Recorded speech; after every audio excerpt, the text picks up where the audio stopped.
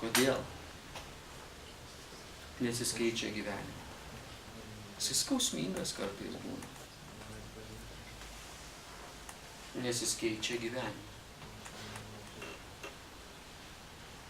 Kaip tai gali įtakoti mane? Jis būna skausmingas.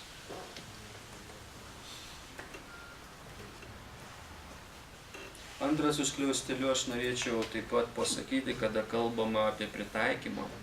Rašto eilutėje gali būti keli pritaikymai. Rašto eilutėje gali būti keli pritaikymai.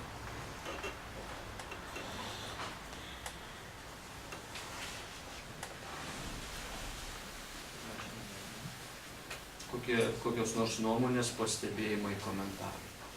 Aktorių, tai jūs sakėte, kad buvo Danielius, aiškimo knygos apie hermeneutikos taisyklės, kad vienas aiškinimas, keli pritaikymai, ir ten mes aiškinimas. Mes pastoviai tai stengiamės pabrėžti, kad tai liktų širdise. Vienas aiškinimas, keli pritaikymai. Gal dar yra kokių nors pastebėjimų, komentarų? Prašom sakyti.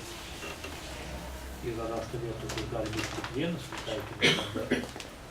Be abejonės yra rašto vietų, kur gali būti vienas pritaikymas.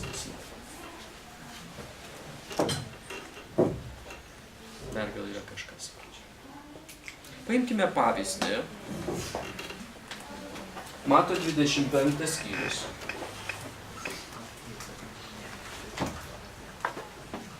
Nuo 31 iki 34 eilutės. Mato 25 skyrius. Nuo 31 iki 34 eilutės. Aliu, ar galėčiau jūsų paprašyti perskaityti iš užrašo?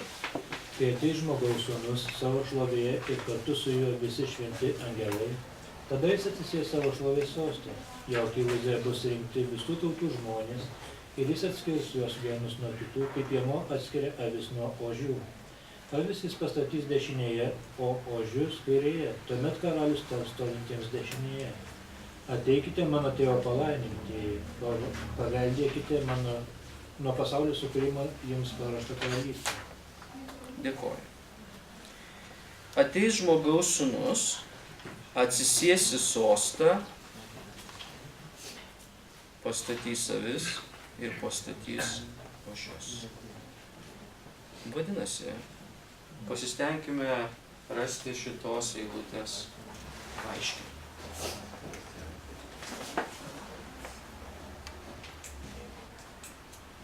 Prašau, pasidalinkite savo mintimis, kurios atkeliauja jums dabar.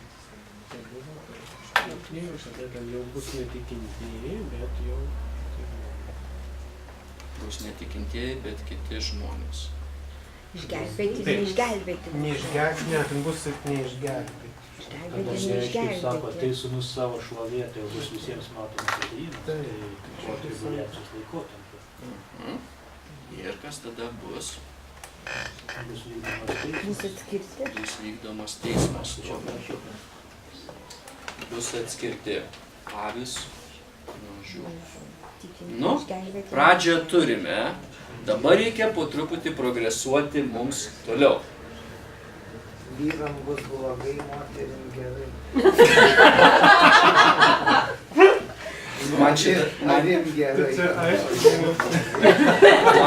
Man šis variantas patinka.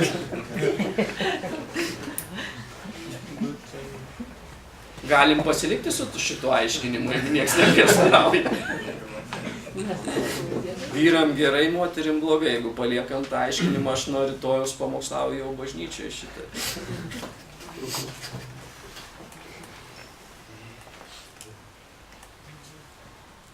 Dabar mes turime, žiūrėkite, keletą aiškinimų.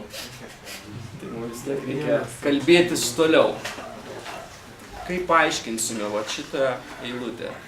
Avis, ožiai, vyram gerai, moterims blogai ir taip toliau. Po šito didžiosios spaudimo, kurie liks žmonės, tada bus tas atskirimas. Tie, kurie tikės didžiosios spaudimo, tai bus tikintieji, kurie bus pakelti. kurie tikės per didžią spaudimą bus avis, o tie Tikintieji bus pakelti, o Jau šis- didžiausias spaudimo laikotarpis. Šyla klasėje, šyla aš jaučiu. Alius paminėjo vieną svarbų momentą, ne, kalboje. Ir mums tai sako eilutės. Be abejonės mes turime Kristaus šlovingą sugrįžimą. Ne, raštas taip sako, kad žmogaus sūnus ateis šlovėje, su juo visi šventi angelai ir jis atsisės savo sostę, kada jisai grįžta šlovingai. Ir dabar mes skaitome apie tai, kad tuo metu, kada jisai grįžta šlovingai, jis surenkamos tautos ir be abejonės, kada surenkamos tautos, yra daromas atskirimas. Iš jūsų pusės orientuosius avis dešinėje, ožiai kairėje. Jūs matote taip pat šitose eilutėse, kad tiems, kurie stovi dešinėje, jiems yra paruošta kažkas.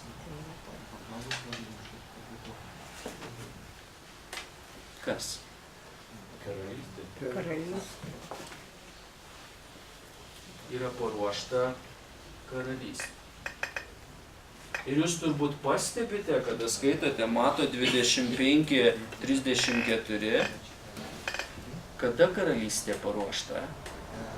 Nuo pasaulio sukūrimo. Tai nebuvo, ką šiandien Dievas sugalvojo danguje. Ir nebus, ką ateityje Dievas sugalvojo.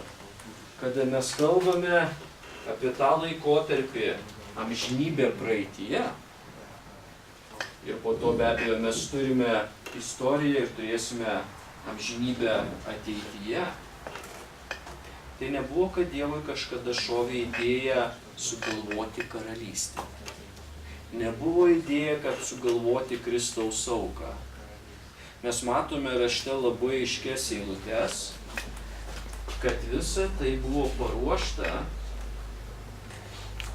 prieš pasaulio sukūrimą. Mes matome, kad šitoje vietoje mes turime tikinčiuosius ir netikinčiuosius. Ir mes matome, kad tai yra teismas, kuris įvykdomas, kada jisai šlovingai sugrįžta. Avis įeina į karalystę, ožiai tokios galimybės neturi. Mes žinome, kad Apreiškimo 20 skyriuje mes skaitome dar apie vieną teismą, kurį Biblijoje mes vadiname kaip Baltojo sosto teismas. Bet mes, kada skaitome Apreiškimo 20:11-15, mes aiškiai matome, kad visi, kurie bus Baltojo sosto teisme, visi bus įmesti kur? Į ugnies ežerą. Bet čia mes turime avis. Tai yra ne tas pats teismas. Tai reiškia, kada Kristus sugrįžta po didžiojo suspaudimo laikotarpio, tie žmonės, kurie išlikę žemėje, jisai surenka ir atskiria tikinčiuosius nuo netikinčiųjų ir tikintiesiems leidžia įeiti į jo karalystę. Žvaigždutė, aiškinimas, teismas žmonėms, kurie išliko per didįjį suspaudimą. Teismas žmonėms, kurie išliko per didįjį suspaudimą.